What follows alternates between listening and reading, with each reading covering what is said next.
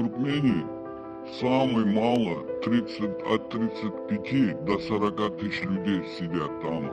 По 3,5, по 4 тысячи сидят в каждом лагере в ОВД-НДП. Рядом с этой ОВД-НДП тюрьмы крытый режим, есть особый режим. В Туркменабаде есть там 3 лагеря, один общий, 2 строгого режима. Я все это видел. Они с этих лагерей сделали коммерческие лагеря. Они не бюджетные, они не на гособеспечение, а вообще коммерческие. Прежде чем хозяином туда кого-нибудь поставить, например, я как знаю, да, вот в Шагале, в городе Туркменабаде, есть первая колония, потом рядом есть 11-й, как строгий режим, и есть общий режим. Чтобы там стать хозяином, ему надо платить $100 000. Начальники колонии дают деньги, чтобы устроиться туда на работу. Но они его отрабатывают потом с промзона, который идет там, какие там доходы идут.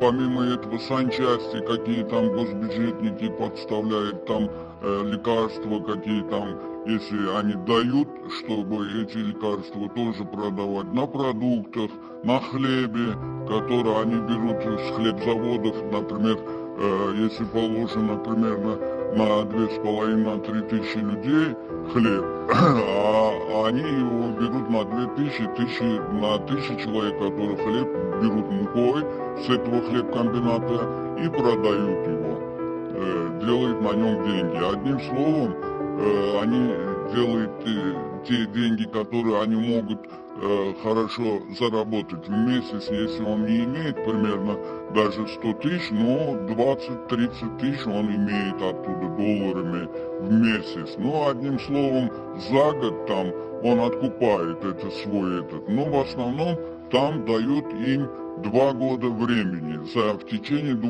лет он берет это, то, что он дает, и 2 раза больше оттуда забирает.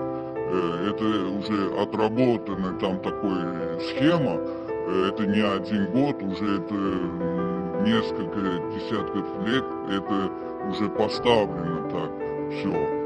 Поэтому они уже заранее, прежде чем отдать деньги, они знают, что они свои деньги отработают вдвойне, тройне, поэтому дают такие огромные суммы денег. Мы, когда там находились, мы считали от промзоны, там, допустим, какая прибыль идет, кирпичный завод, там швейные цеха, там стоят, в общем, оттуда какой прибыль идет. Потом санчасть, там, санчасть есть, да, разговора нету, но там никогда никакой это операции, ничего не делали. Это санчасть для того, чтобы сосать деньги у зэков.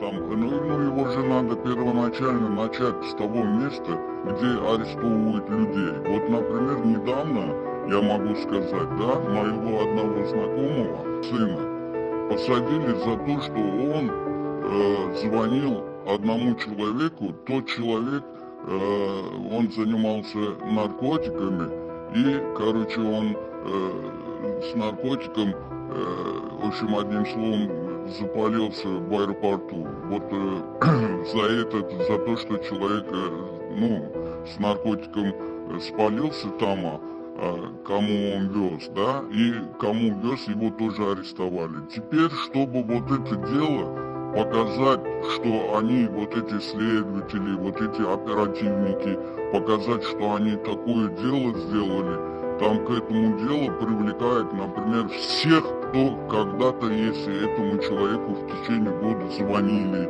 или с ним по телефону разговаривали, все хотят сделать соучастником к этому всему, потому что им нужно раздувать вот это дело до такой степени, что они такую банду разоблачили, там, чтобы показать всему этому, что они работают. Да, на самом деле у них есть план, у этих следователей.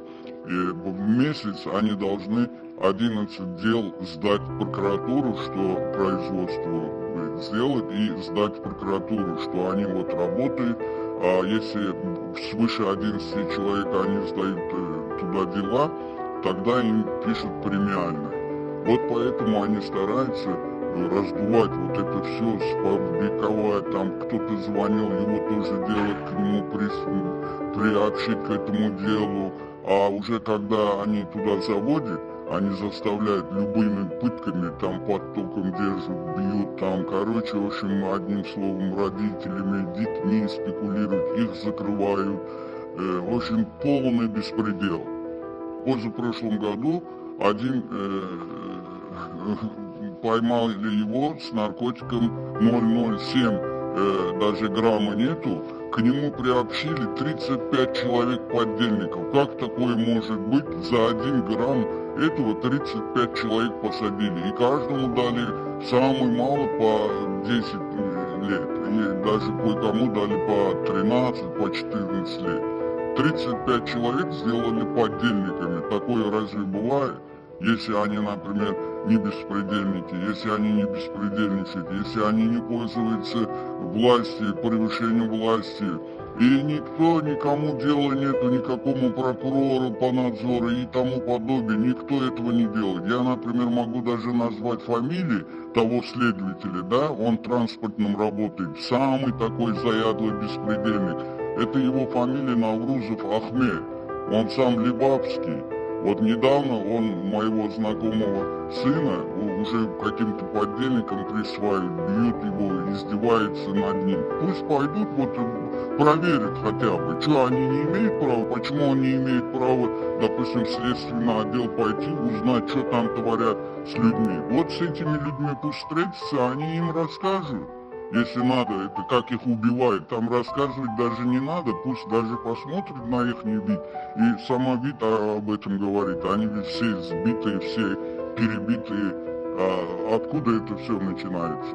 Конечно, человека со свободы взяли, закрыли ни за что, загоняют в этот лагерь и еще там убивают.